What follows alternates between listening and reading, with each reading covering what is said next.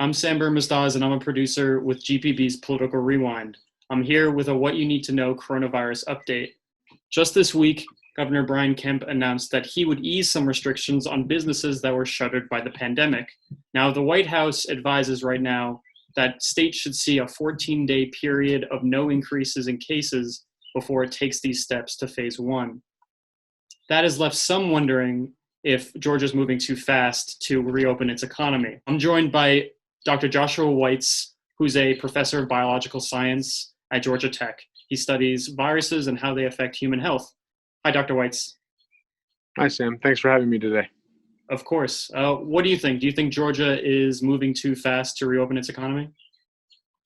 There are serious concerns at the moment about whether or not both the signals from cases and fatalities, as well as the infrastructure to make sure that trends in the right direction continue to trend in that way, are there in place at the moment.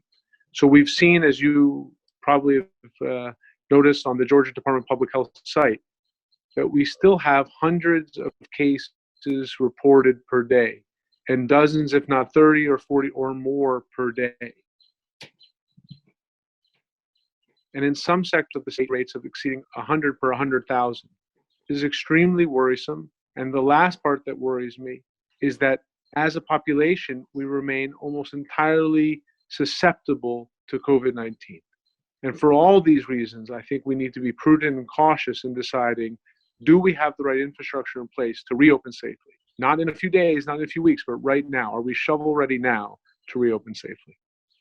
We've heard a lot about this peak of cases that we may or may not have reached recently.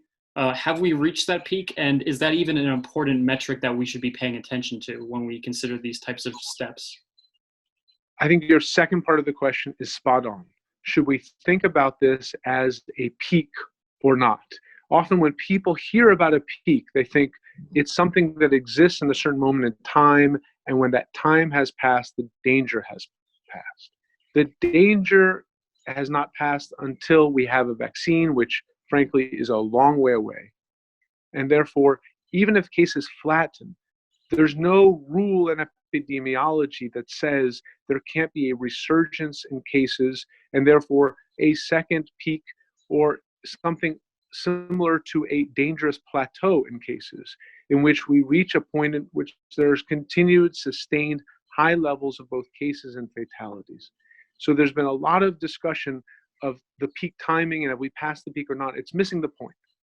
The point is, as long as we remain almost entirely susceptible to COVID-19, then the danger remains of a resurgence. What advice can you offer to businesses or to folks who will have to go out in the next weeks as some of these restrictions are lessened? What's your sort of general advice to them? I think that my general advice is twofold. First of all, to recognize that the danger has not passed, and therefore to the extent to which they're able to continue to be vigilant and to follow the advice of those who remind us whenever possible to wear a mask, to reduce contact unless necessary, and to be mindful that, again, that the COVID-19 threat isn't going to pass just because a particular date in the calendar has passed by.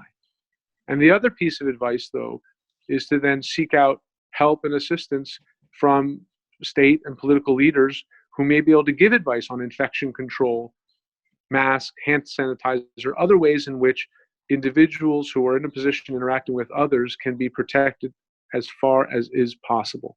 And those are questions that I think, in thinking about priorities that have to balance the socioeconomic issues, the economic engagement issues, with the infection transmission issues, we need to be asking those very same questions to those who are making the hard choices to decide when to reopen and how.